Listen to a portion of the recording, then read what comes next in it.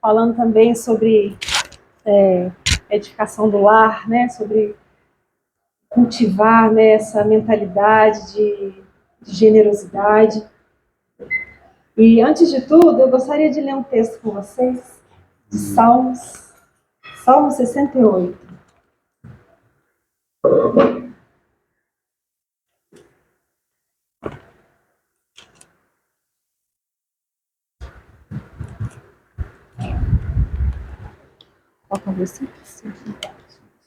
O livro de Salmos, capítulo 68, e o verso 5 e 6 vai dizer: Pai para os órfãos e defensor das viúvas, é Deus em sua santa habitação. Deus dá um lar aos solitários, liberta os presos para a prosperidade, mas os rebeldes vivem em terra árida. Vou ler de novo.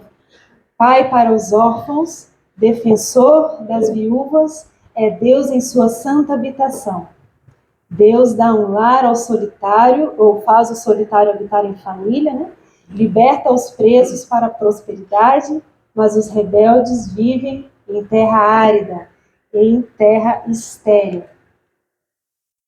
Jesus, eu te agradeço. Eu agradeço ao Senhor pela história da nossa família,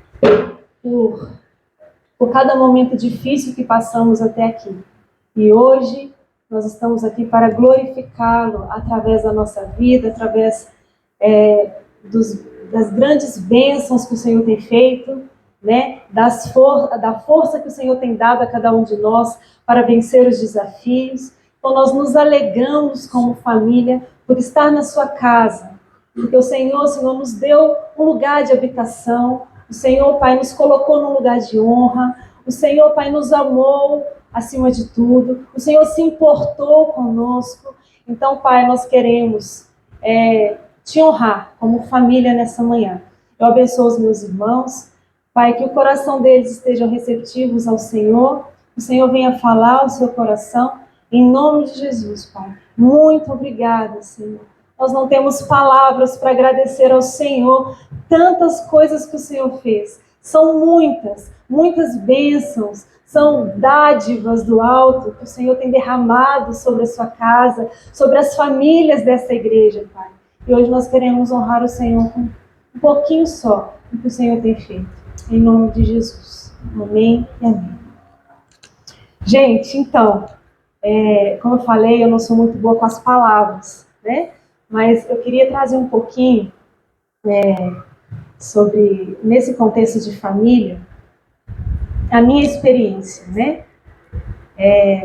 Acho que a maioria já conhece, são poucas pessoas, mas eu venho do interior, vim para Belo Horizonte em 2015 para fazer um curso de seminário de missões, CTMDT, e foi nesse curso de seminário que eu conheci o David. Então lá, no meio de 200 alunos de música, que tinha curso de louvor e adoração, e tinha o curso de missões.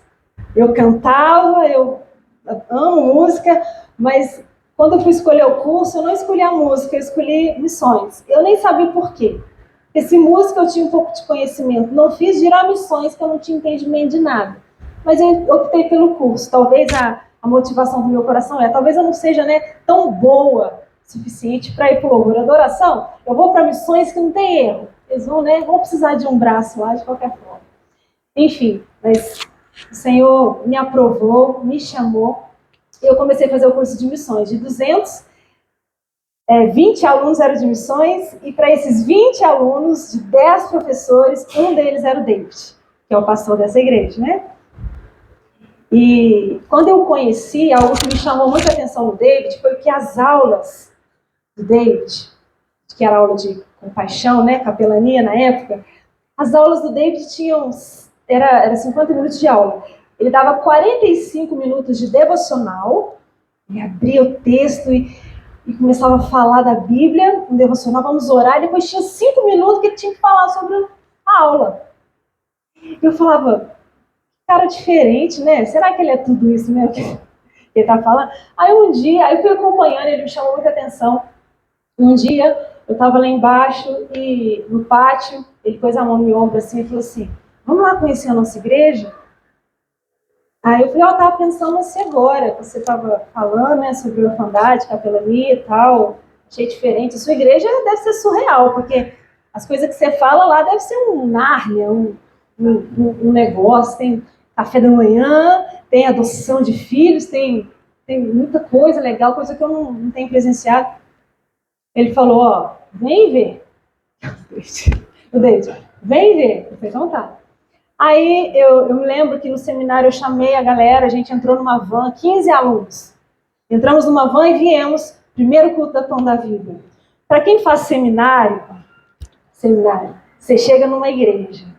Seminário é aquele negócio, né? Deus provê o pão de cada dia, a refeição de cada dia, né? Eu cheguei na comunidade, tinha uma mesa de café, cheia de coisas. Eu falei, meu Deus, não tô acreditando, né? Cheio de quadros na parede, os irmãos conversando, as crianças correndo. Era um surreal, parecia que eu estava no outro mundo. E a comida, o que me atraiu foi a comida. Eu vi muita comida. Eu falei, meu Deus, é muita comida, fartura essa igreja, né? Então, enfim, eu sentei na mesa, comi, depois fui interagir com as pessoas. Esse foi o primeiro contato com a comunidade. Mas existia ali no meio, né, junto comigo, os 15 alunos que foram comigo, não julgando nenhum deles, tá? Mas isso é identificação, né? Primeiro domingo foram 15, no outro domingo foram 3. E hoje está eu aqui, né? Ou seja, no próximo domingo, os alunos não se identificaram com a estrutura, talvez acharam pequena demais, ou talvez, né, não sei. Mas eu me identifiquei. E aquilo tinha a ver com o Senhor. Era um passo que eu estava dando e tinha a ver com a minha história. Então, eu me identifiquei com as pessoas, com a igreja, e desde então, desde esse dia da van, eu não deixei de vir na comunidade. Aí foram 2 anos de seminário onde eu morava interno na escola, né? Eu morava em Santa Luzia, dentro da escola. Quando eu me formei, aí durante esses 2 anos houve discipulado da Rebeca, do David, do Bruno, né? Amigos, né? A Priscila e Paulo, foram várias pessoas que foram me ajudando no processo, porque quando eu entrei no seminário, eu era uma pessoa completamente perdida. Aí, às vezes, você olha e fala assim, nossa, menina bonitinha, canta bonitinho. Talvez nem bonitinho, né? Mas que canta bonitinho, né? Tem uma família legal. Mas foi tão doloroso. Eu era uma pessoa completamente sem expectativa de família, que tanta coisa tinha dado errado, que eu falei, Deus, por que com 30 anos vai dar certo?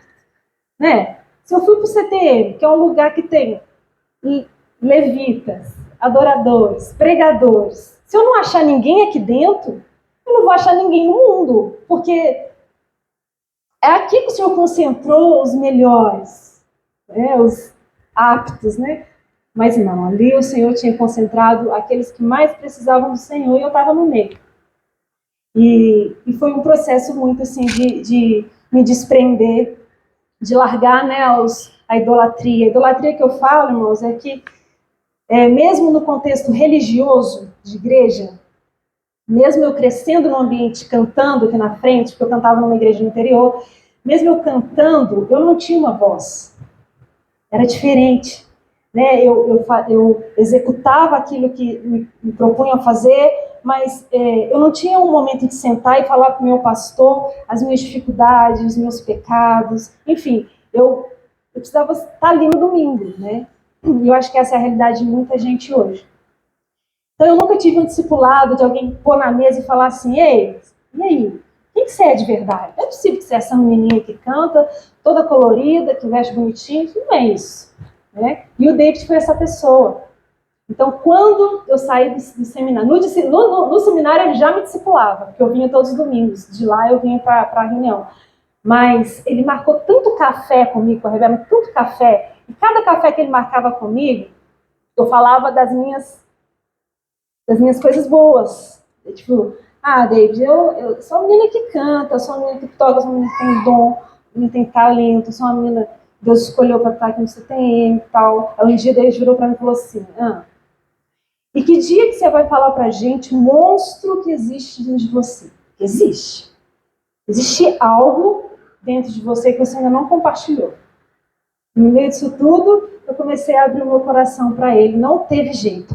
Fazer parte é fazer parte, né? Ou você se envolve, ou você não se envolve.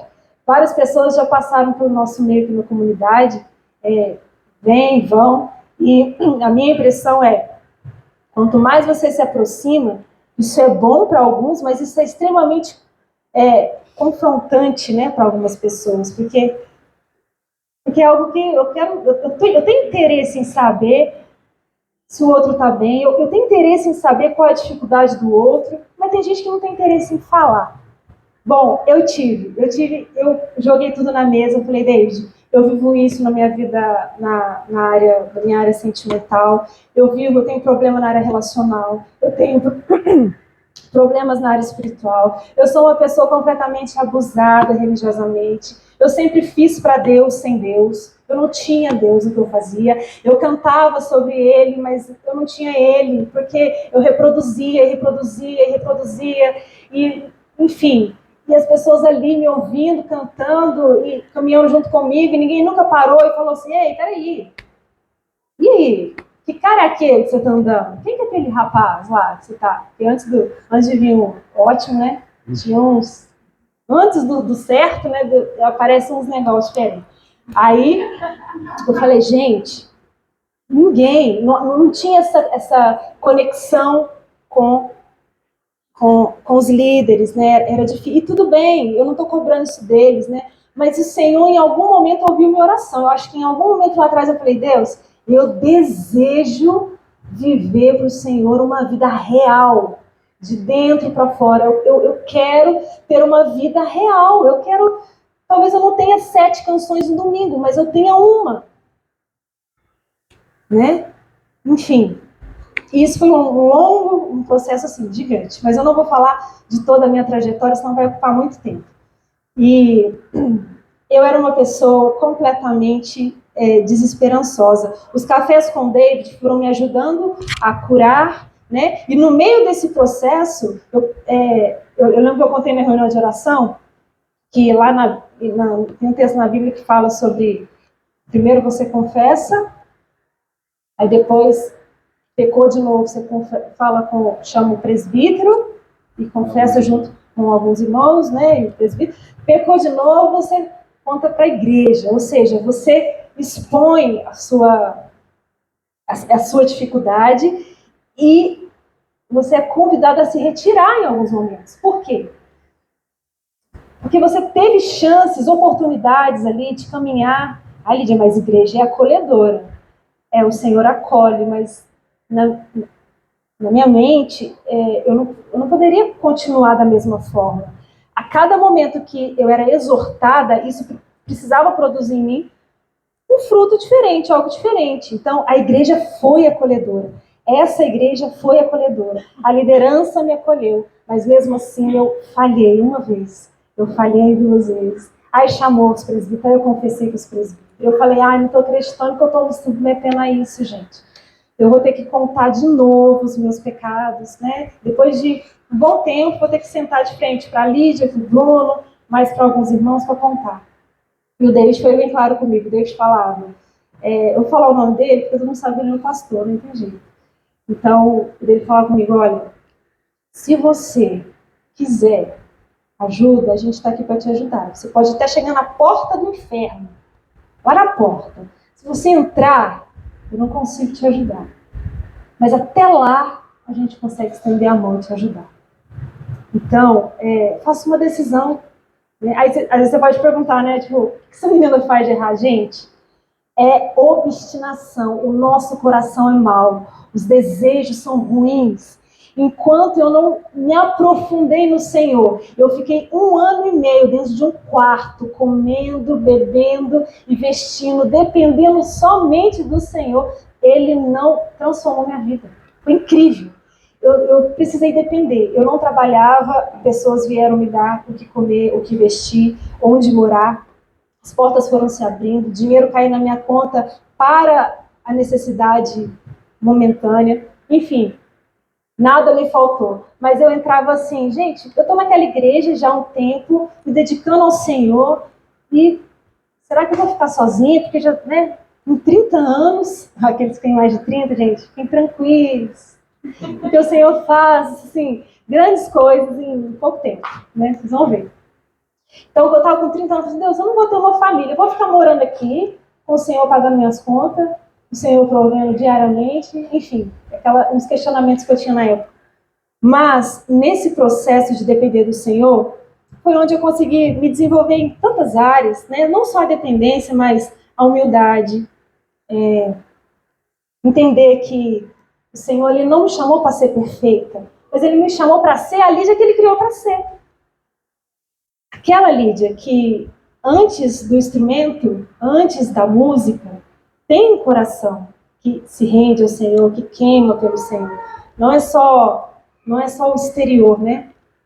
E eu tive uma linda experiência com o Senhor nesse tempo de escassez, de desesperança, de achar que não ia encontrar ninguém, que eu ia viver sozinha. Foi uma linda experiência com o Senhor. Por quê? Porque Ele preencheu. Eu estava bem, estava feliz, eu estava servindo a igreja aqui. Na época tinha muitas pessoas que faziam parte da música e a gente compunha canções e, sei lá, eu estava bem, sabe? Eu estava feliz comigo mesma, arrumei um trabalho, eu ganhava um salário mínimo, o dinheiro dava, sobrava. Eu estava bem com o Senhor, estava em paz. E quando eu estava me dedicando ao Senhor, alguém bateu na minha porta. Por que eu falo isso? Porque tem gente que fala assim, você acha que se você não sair, não for atrás, nas igrejas, nos congressos, nos eventos, você acha que Deus vai mandar o cara para bater na sua porta? Você casar, isso não existe não, Lídia. Põe uma roupa bonita e sai, e vai, porque, 30 anos. Tinha esses conselhos? Tinha. Mas eu tinha também os Natan, né? Priscila falava para mim, calma, que a senhora está preparada. Deixa assim, você não tem noção do que está vindo. Eu falava, gente, vocês estão vendo, eu não estou. O que está vindo? Você não tem ideia do que está... Eles olhando pelos olhos da fé, né? Você não tem ideia. Eu falei, Lídia, mas tem um rapazinho legal, conheci. Lídia, às vezes o diabo vai apresentar o bom e você vai perder o ótimo. Às vezes ele vai te dar um bombom, você vai perder a caixa. Então guarde o coração, se acalme. E a gente viveu esse processo aí durante 3 anos. E um dia o Felipe foi, né, chegou na igreja, agora eu vou acelerar, amor. E o Felipe chegou na igreja e ele estava lá sentado e eu não vi ele porque o Felipe não me interessou em nada. Assim, eu vi ele, não me interessou, não vi nada. Aí, só que a Priscila, eu vou ter que falar isso porque realmente isso é real. A Priscila olhou para mim e falou, Lídia, aquele menino tem potencial. Aí eu falei, pra quê? Ela falou, ele tem um potencial de família, de relacionamento. Eu falei, Pri, hoje ele veio a primeira vez. Ele tá sentado lá atrás, no último banco. Parece que o menino tá, né, triste, abatido. Você virou pra mim, que tô bem, fala que ele tem potencial. Você fala, não, eu só tô enxergando que o menino tem potencial. Vida que segue. Aí a tia dele mandou uma mensagem, Lídia, meu sobrinho foi, né? Ele não está muito bem, está passando por alguma dificuldade, enfim. Será que vocês podem convidar ele para poder sair com vocês, enturmar? Aí eu falei, claro. Aí eu lembro que eu mandei mensagem, convidei o Felipe, para a gente poder almoçar junto. Né, amor? Quer falar? Não. Aí, é porque ele vai falar assim, então, é porque ela planejou de sair comigo. Mas, na verdade, eu planejei de te convidar. Eu só não sabia que iria só eu e ele, e a Pri e o Paulo, né? Nós 4. Enfim, aí eu conheci o Felipe a primeira vez. Enfim, foi assim, no primeiro dia, eu já criei uma expectativa dentro de mim. Eu acho que lá dentro, quando eu conversei com ele, quando eu comecei a conhecer a história, eu já comecei a ver uma possibilidade, né, com o Felipe. Mas aí veio a trajetória, o discipulado, a vida dele pessoal. Eu estava bem, estava meio que preparada para ter alguém, mas ele não estava, ele não podia ter ninguém naquele tempo. E aí, o que a gente fazia? Né? Ele não pode, eu posso, eu quero, ele quer, não pode, ou ele quer e acho que não é o momento, e a gente ficou nessa. E entendemos de, mesmo gostando e se interessando um pelo outro, entendemos de ficar separados até que ele estivesse emocionalmente bem. Né? Então, nós nos separamos aí uns 6 meses. Durante esses 6 meses, achei interessante que ele foi discipulado pelo David. Ele poderia ter saído da igreja, ou poderia ter procurado outra coisa. Ele se aproximou do David, e os dois começaram a ter amizade, e já foi uma conexão que ele teve.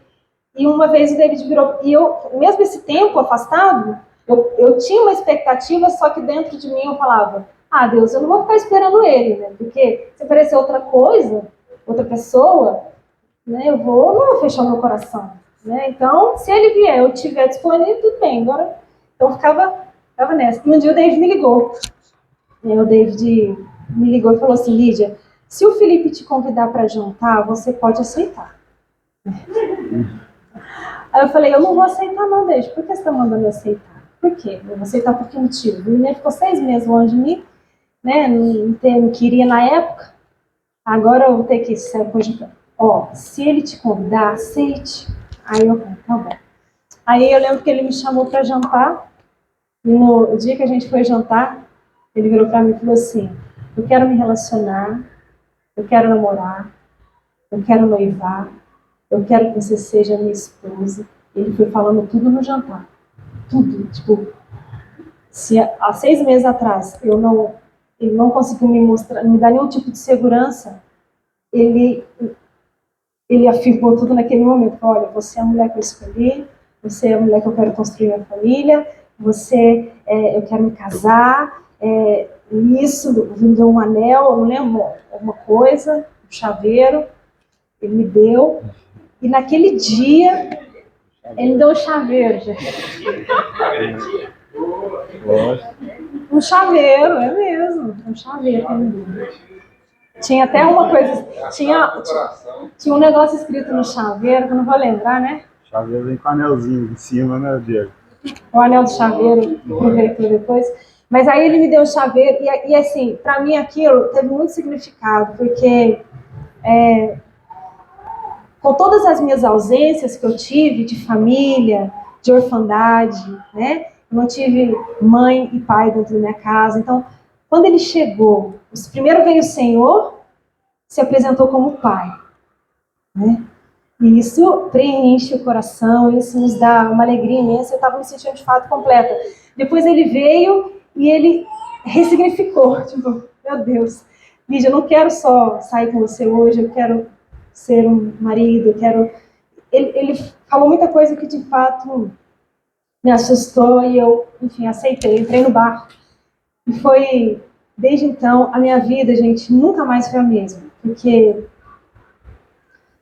a gente, no namoro, a gente já tinha um cuidado. Como que a gente vai namorar para a glória de Deus? Não existe. Como é que faz, né? Paulo vai falar lá. Solteiros, cuides, né? Porque abrasou, casa. Quem é casado, coisa não coisa. Qual que é o lado bom que Paulo está falando ali? Porque ou fica solteiro, se está casado, tem que cuidar do marido. Aí eu fiquei pensando assim, Deus, como que o Felipe... Como a gente vai te honrar no namoro? Né? E a gente buscava isso, né, amor? Na leitura da palavra, nos encontros que a gente tinha, a gente planejava como que a gente ia viver uma vida assim, com o Senhor, governando a nossa vida, a nossa história. E a gente passou por tentações, a gente falhou, a gente teve que pedir ajuda, né? A gente teve o nosso discipulado com David, com as pessoas que nos ajudaram, mas a gente honrou o Senhor até o último instante, como casado. Né? A gente desejava tanto conhecer um ao outro, que como casado, a gente sonhava com isso. Mas a gente esperou. Eu lembro que a gente marcou a data na pandemia, em maio, começou a pandemia. Eu falei, Deus, eu já não acreditava que eu ia casar. Não acreditava que ia ter um homem de verdade que amasse o Senhor. Aí apareceu um homem. Aí veio uma pandemia na data do meu casamento. Tipo assim, começou a pandemia, não tinha lockdown ainda.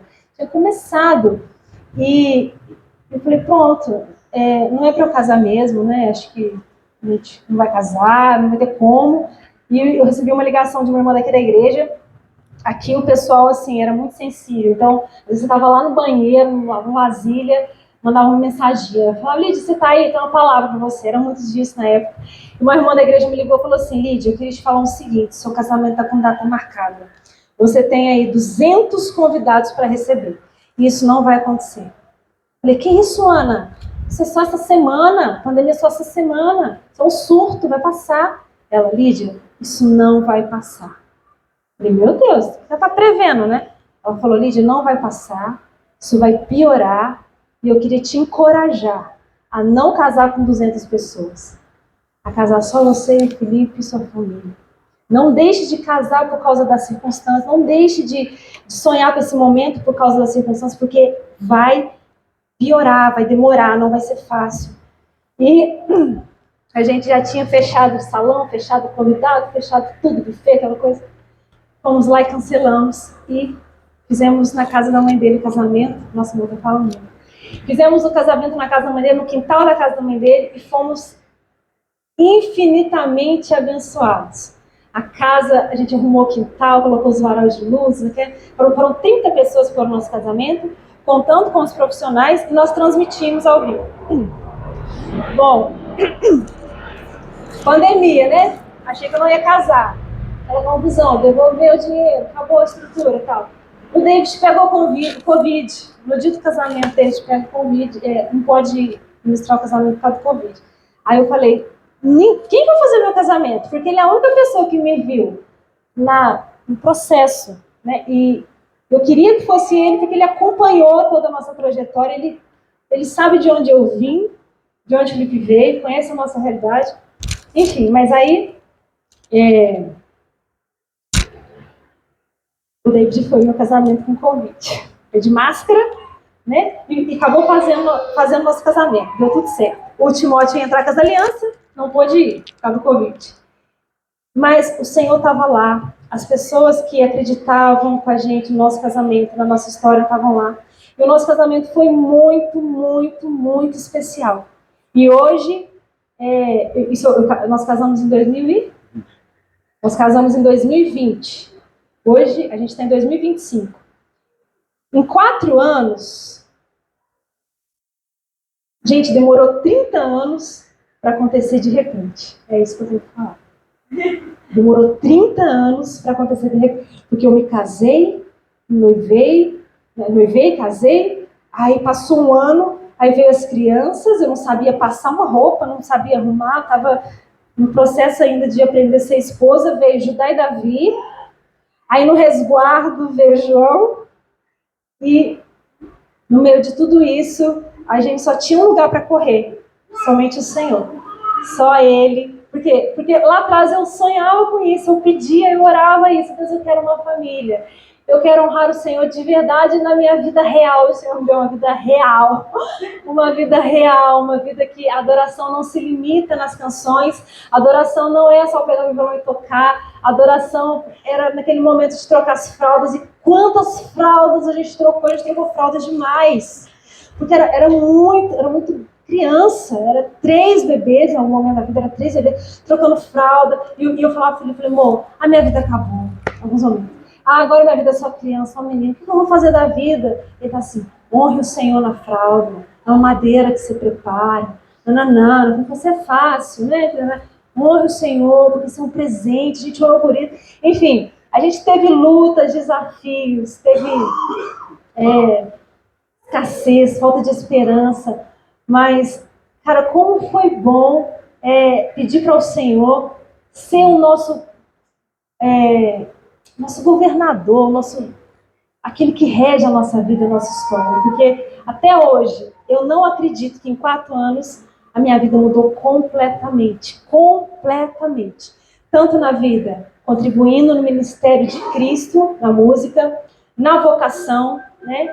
O Senhor me abençoou depois que os meninos nasceram com os casamentos, eu não tinha como trabalhar de bater cartão, então eu comecei a cantar em casamento, isso veio hoje como uma remuneração para mim, então eu consigo servir, né, nos casamentos, na igreja do Senhor, consigo honrar o Senhor com os meus filhos, com o meu marido. Tem sido desafiador, tem sido doloroso, tem sido assim, a gente passa por momentos de querer desistir, de meter o pé, mas aí a gente olha para o alto, nossa, assim, é você olhar e falar, Deus, hoje sim eu tenho tanta coisa a perder, tanta coisa a perder, então, Pai, me ajuda a continuar mais um dia, me ajuda a perseverar como família mais um dia, e o Senhor, Ele tem sido bondoso conosco, com a nossa família até aqui. Judá e Davi é um milagre, não vou falar sobre isso, mas prematuros nasceram e hoje está aí para a glória de Deus. João, para mim, também é um milagre, não era algo que a gente planejou. Na verdade, a gente não planejou nem o Judá e Davi, né? Mas nem o João, porque a gente tinha 1 ano de casado. Mas o Senhor permitiu. Diz a Rebeca que filho é permissão de Deus, então você descansa. Se Deus que manda o filho, na verdade, né? Então é isso que eu queria compartilhar com vocês. Eu não esperava falar tudo isso, mas eu só queria encorajá-los e dizer que aquela oração que você fez há 30 anos atrás, o Senhor ouviu. Ele ouviu, Ele não se esqueceu, né? E eu estou falando isso de experiência própria mesmo. Em algum momento, um clamor dentro de mim, né?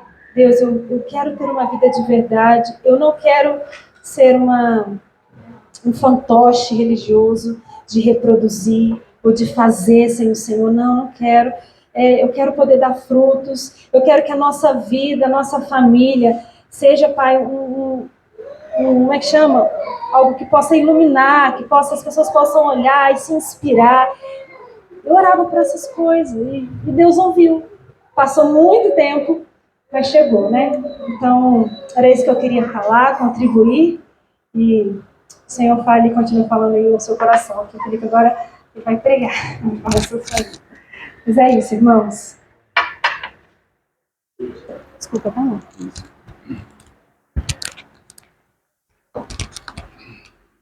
Nem a Bia.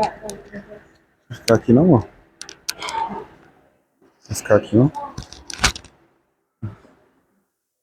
Bom dia, irmãos. Falar nos 5 minutos que me sobraram aqui, né? Ela falou assim, não vou falar nada não, vou só introduzir rapidinho e depois você fala. Aqui, ó, 32 minutos. Mas que bom poder ouvir, né? Tem coisa da nossa história que às vezes a gente também nem se lembra. E ouvindo aqui da minha esposa, eu fico muito feliz pelo que Deus tem feito na nossa vida. E eu vou encurtar aqui muito o que eu tinha para falar. Eu também tive uma história, né, antes de conhecer a Lídia, antes de começar essa família, mas eu não quero me apegar a isso hoje. A história da Lídia é mais legal que a minha, mais interessante, mas eu quero falar mesmo um pouco da nossa vida depois que a gente se encontra e estabelece, né, uma família.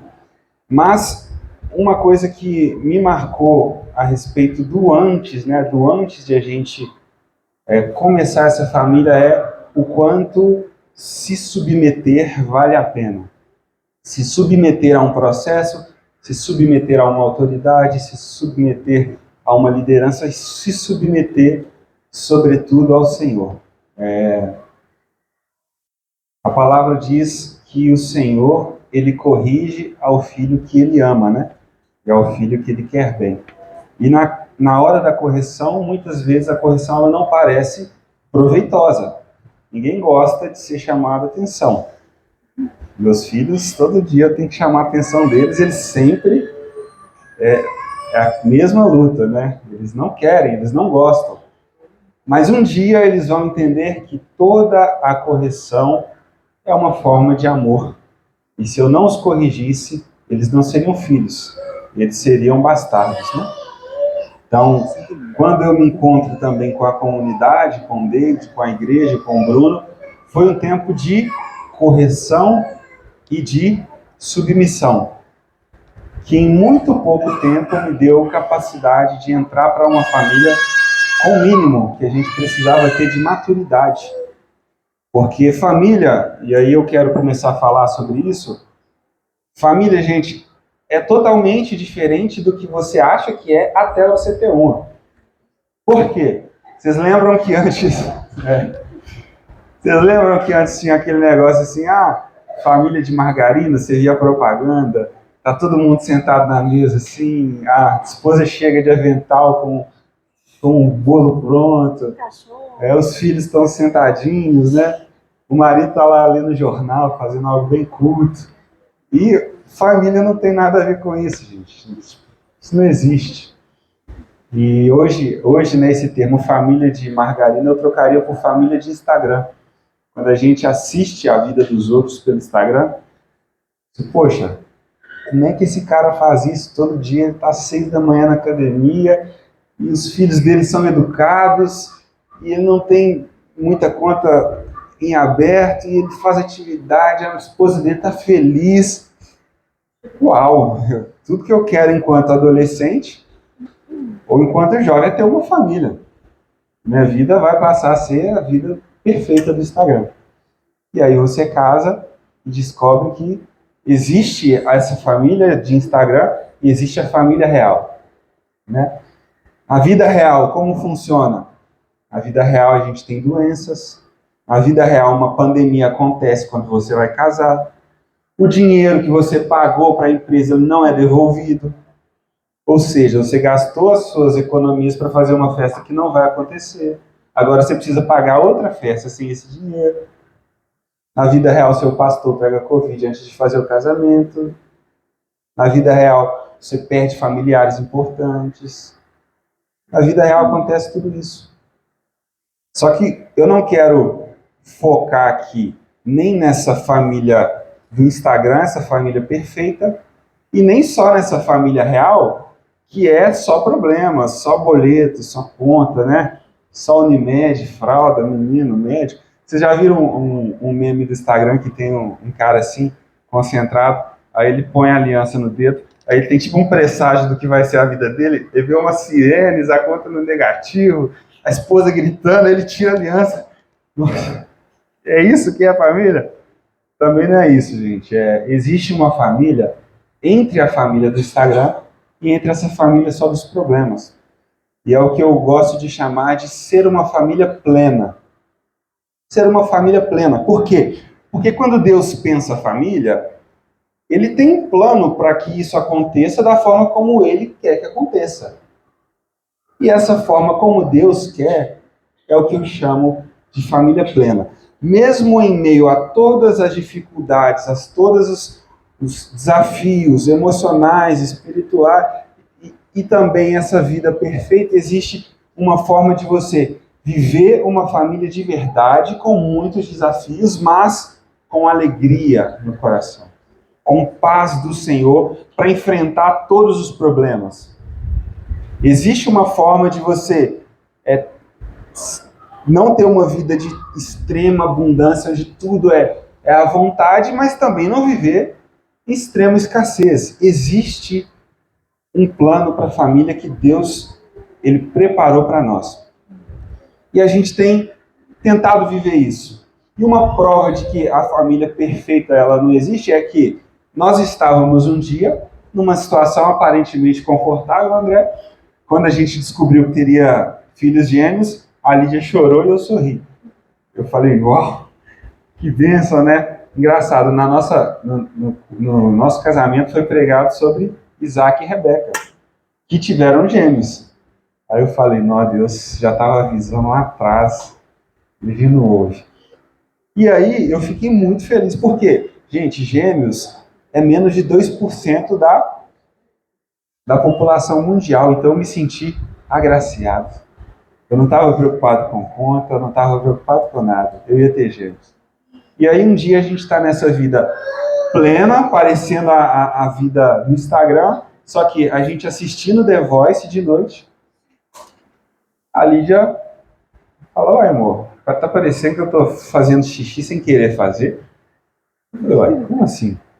A gente estava rindo, assistindo The Voice, e a gente não percebeu que a bolsa dela estourou com 28 semanas de gestação. O normal são 39. Então, ou seja, 11 semanas antes do previsto, a bolsa dela estourou. A gente falou, pô, não sabia, né? A gente achou que era outra coisa e foi para o médico naquela expectativa. Não, a gente vai lá, vai ver o que é e vai voltar para casa. Aí a gente chega no médico, naquele pré-atendimento, o médico já fala assim: vocês estão aí com o cartãozinho de pré-natal? Falei, não, gente, a gente só vê o que está acontecendo. Ele até deu bronca na gente, né? Falou, gente, o cartão serve exclusivamente para este momento. Você passou a gestação inteira fazendo para essa hora, você não trouxe? Falei, não trouxe. Aí ele falou, ó, daqui para frente vocês não vão mais para casa, você só sai daqui com seus filhos. Eu falei, uai, como assim? Faltam 11 semanas. E aí a gente entrou para a vida real. A gente entrou para um quadro super complexo. A Lídia começou a perder o líquido, né, amniótico, e a médica falou, ó, você vai deitar aqui na cama, você não vai levantar para nada, e a gente vai tentar continuar essa gestação aqui no hospital, várias semanas, com você deitado, seu líquido vai embora, mas você vai repondo ao mesmo tempo, nós vamos ficar semanas aqui, hein? Aí eu falei, não, então tá bom. Por quê? Porque um dia na barriga equivale a uma semana de desenvolvimento fora da barriga. Então a gente passou por uma luta diária. Cada dia é muito importante. Todo dia é final de Copa do Mundo. E aí ela ficou no hospital, eu ia em casa, tomava banho, trabalhava do corredor do hospital. No terceiro dia, ela começou a dilatar mais e não deu. Os filhos nasceram. Naquele dia. Eu lembro de uma cena que a Lídia, próxima de entrar para o bloco cirúrgico, ela estava deitada numa cama, com as pernas tremendo, literalmente, de tanto medo. Ela não conseguia parar. Sabe quando você está com frio? E você fica assim, ó, tremendo? E ela tremia. Aí eles falaram assim, ó, agora eu vou levar sua esposa para o bloco e a gente vai fazer o melhor que a gente pode e tal. Vamos preparar ela lá enquanto você espera aqui, uns minutinhos. E aí eu sentei no corredor do hospital e os minutinhos, gente, foram 40 minutos. Para mim, 2 dias e meio, assim, tranquilo. Eu levantava, ia lá, perguntava para a mulher, moça, o que está acontecendo? Vocês falaram que era errado. Minha esposa está sozinha, tem 40 minutos. Ela saiu no estado emocional extremamente desgastado. Ela estava delirando, falando nada com nada. E aí você chega no momento em que a única coisa que você tem a fazer pela sua família é exclusivamente confiar no Senhor. Você não tem nada.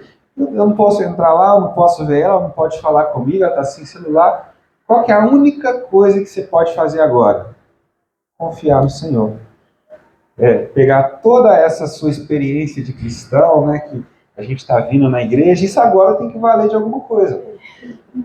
Agora você vai ter que...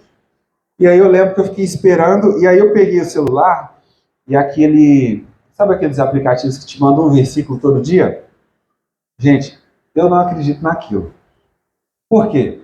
Porque eles estão mandando o mesmo versículo para todo mundo. Então não faz sentido. Ser para mim, né? Então, eu falei, poxa, nada, nunca abri, nunca olho o que está falando no versículo do dia. Mas naquele dia eu precisava, né? E aí eu peguei o celular e eu abri o aplicativo, e aí estava um versículo que, se não me engano, está no livro de Pedro. Lancem sobre ele todas as vossas ansiedades, porque ele tem cuidado de vocês. Assim que eu acabei de ler, cuidado de vocês, a mulher falou assim, Felipe? Aí eu levantei chorando e falei, agora eu tenho certeza de que mesmo aqui, sabe aquele negócio, ainda que eu passe por um vale tão escuro quanto a morte, agora eu estava num vale escuro quanto a morte. Mas tu, Senhor, estás comigo. Essa certeza o Senhor me deu naquele momento. Então eu entrei para a sala de parto, a Lídia estava já anestesiada, né? Mas mesmo assim com muito medo. Eles fizeram um parto, e qual que é o normal? Assim que faz um parto, eles pegam a criança e entregam no colo da mãe. A gente só ia poder ter esse colo 50 dias depois. Eles pegaram, a Lídia nem viu as crianças, eu estava com medo, né? Porque o pessoal fala, você fica perto do seu filho, você troca os meninos lá. Eu falei, amor, fica aí que eu não vou sair de perto deles. Aí pegaram os meninos e na hora tiveram que entubar. Um tiveram que entubar na hora, que foi acho que foi o Davi e o Judá. Eles não entubaram na hora, mas logo no dia seguinte já entubaram também.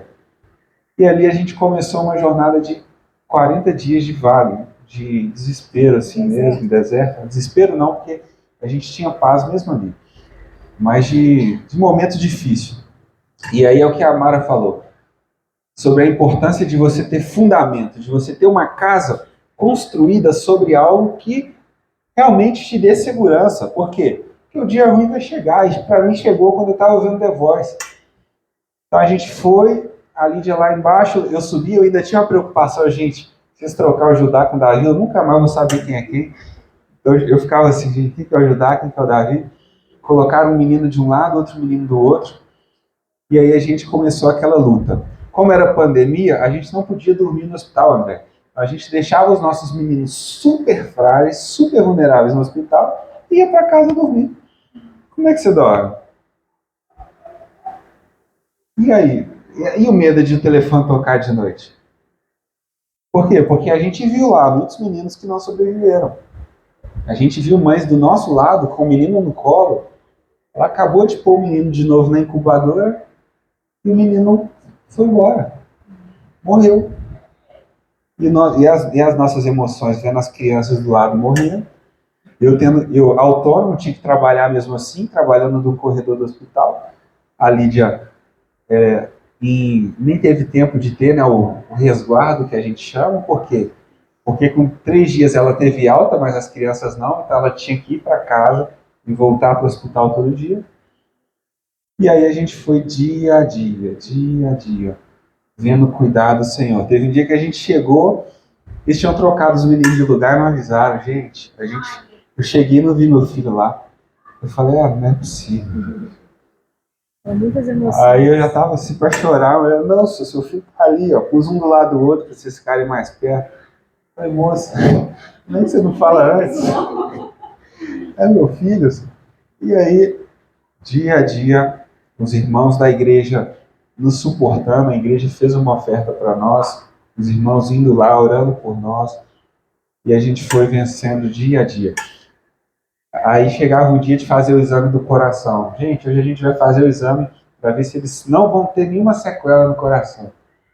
Aí fazia um, a gente aquele alívio, nossa, ainda tem outro menino para fazer o exame. E na minha mente eu falava, gente, pode dar errado. Por quê?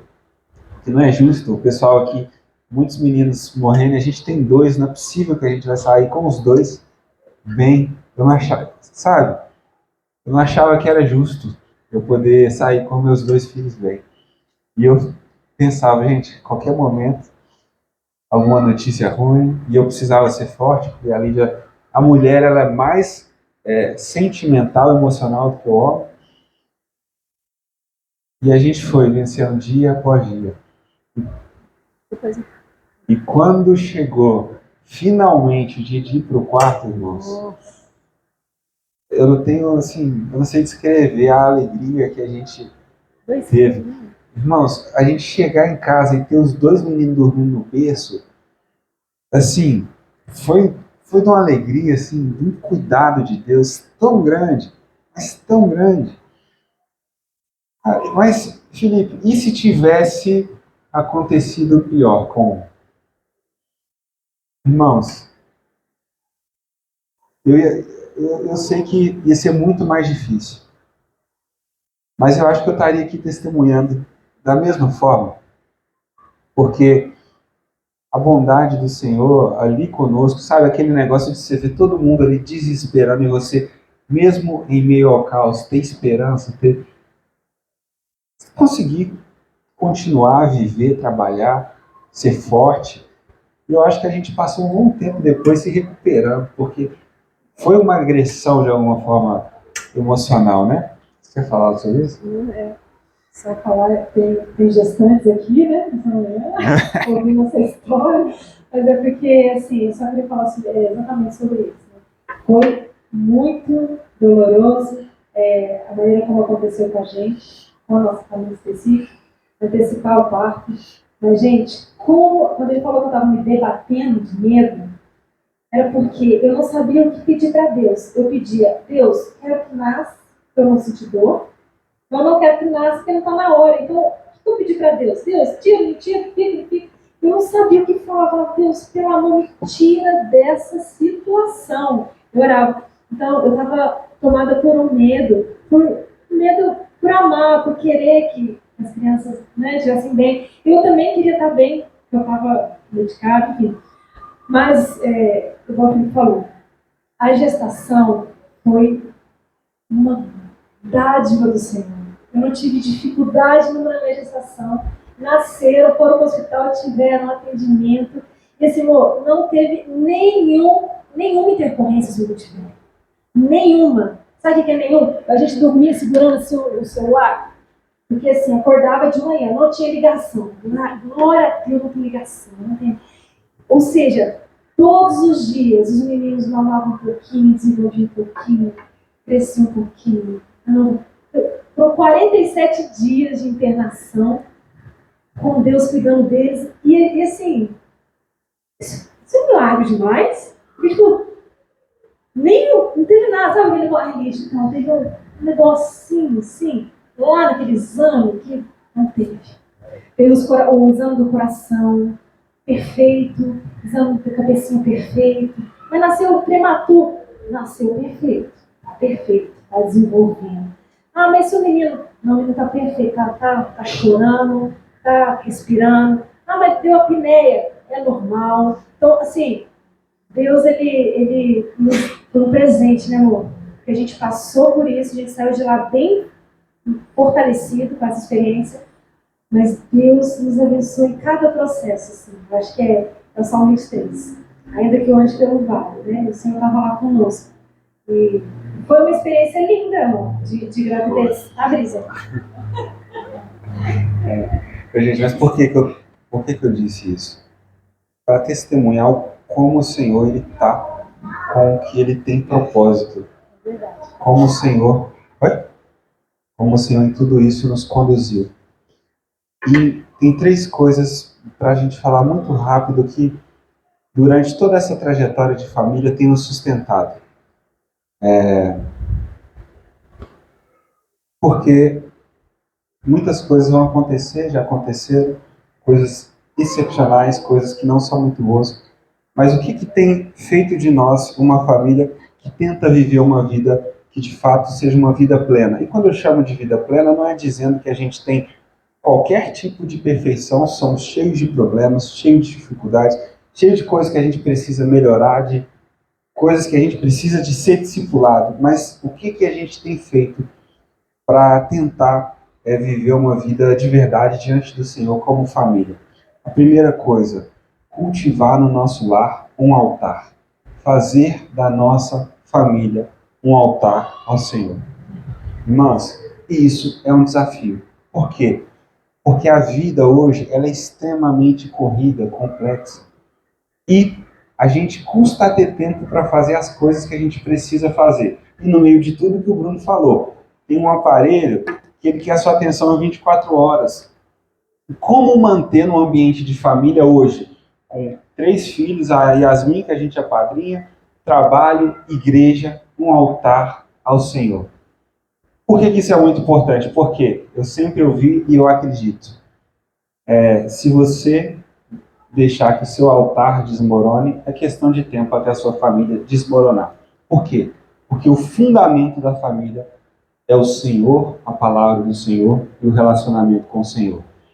E isso, gente, não tem como romantizar. Manter um altar tem a ver com esforço, tem a ver com comprometimento.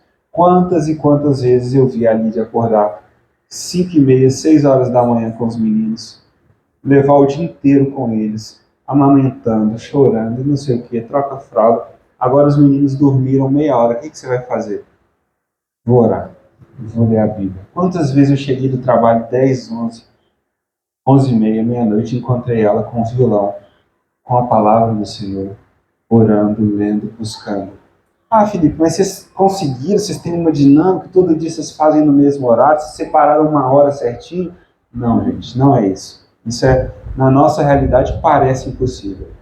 Mas a gente está sempre correndo atrás, sempre com os olhos no Senhor.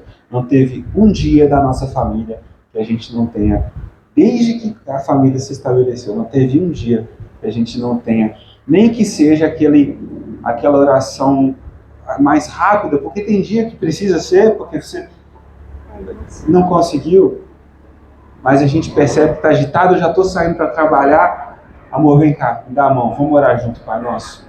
E sabe, orar o Pai Nosso de fato orando, não aquele negócio, Pai Nosso. A gente para tudo, Pai Nosso que estás no céu, santificado seja o teu nome. E ora, e eu saio para trabalhar com ânimo. Por quê? Porque a gente preserva no nosso altar, no nosso lar, um altar. E no dia que esse altar cair, aí é questão de tempo até o nosso lar desmoronar também. Essa é a primeira coisa. A segunda coisa que eu quero falar também, que nos manteve de pé em meio a tudo isso, nós somos um casal, mas nós somos, sobretudo, amigos. Por quê? Porque quando Deus olha para o homem e fala, ei, não é bom que o homem viva só, eu vou fazer alguém que lhe corresponda, uma auxiliadora, alguém como diante de. Eu olho para um leão e não me correspondo com ele, porque nós somos diferentes. Daí Deus, não o homem, vê e fala, Diego, não é bom que você viva só. E faça o dia Ludmilla. Só que tem gente que no casamento vive só. Por quê? Porque não é mais amigo. Casamento não é morar debaixo da mesma casa. Você também mora debaixo da mesma casa, numa república. Casamento não é deitar e virar cada um para um lado. Casamento é manter e cultivar amizade. Manter e cultivar essa relação. Por que muito homem ou mulher encontram amantes depois? Porque o casamento ele começa muito bem. Eu te elogio todo dia, você é linda, princesa. E depois vai entrando na correria e aí não tem mais aquele carinho todo. E quando a Bíblia vai falar para a gente tomar cuidado com a mulher adulta, ele fala, cuidado com os lábios da mulher adulta. Por quê? Talvez aquilo que a sua esposa te falava no início, nossa, você é tão lindo, você é tão cara. Ela não fala mais, por quê? Porque hoje vocês estão na vida real. E o que a amante, ou a adúltera, ou adúltero faz? Ele te fala tudo aquilo que você quer ouvir. E aí você chega em casa e a vasilha está suja, eles não sei o quê. Então, se a gente não viver a relação comum do lar com amizade, companheirismo, se a gente tiver 4 filhos e não for amigo, esquece. O casamento vai acabar também. E por último, né? Esses tópicos eu estou falando bem rápido mesmo. A última coisa que a gente não abre mão é o amor e o respeito. O amor do marido para com a esposa, porque Deus sabe, sabendo como é a linguagem existencial de uma mulher, ele cobra que o marido ame a sua mulher. E quando está falando da mulher, sabendo que a linguagem do marido é totalmente outra, ele não cobra o amor. Não que não deva haver amor, mas ele cobra o respeito. Por quê? Existe um livro que chama Mulheres Precisam de Amor e Homens Precisam de Respeito. Então, nesses anos de casamento, qual que é o nosso esforço? Teve vezes que eu mereci que a Lídia não me respeitasse durante 5 anos. Vocês têm dúvida que isso aconteceu? Mas quantas vezes a Lídia me respeitou, mesmo sem eu ter sido respeitável? Agora, vocês acham que durante 5 anos eu tive motivos para não amar ela como Cristo amou a igreja? Sim ou não? E qual que é o meu esforço?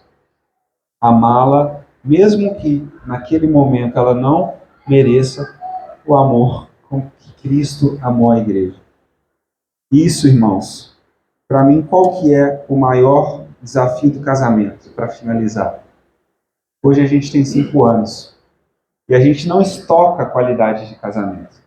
Daqui a 10 anos eu vou precisar ter um altar todos os dias. Daqui a 10 anos eu vou precisar amá-la e ela me respeitar. Daqui a 10 anos a gente vai precisar continuar fazendo tudo de novo, porque senão a nossa família acaba. É isso que a gente queria compartilhar. Longe de nós ter algo para ensinar para tantos casais aqui tão mais maduros que nós. A gente não veio para ensinar, a gente veio para contar o nosso testemunho, aquilo que tem funcionado para nós.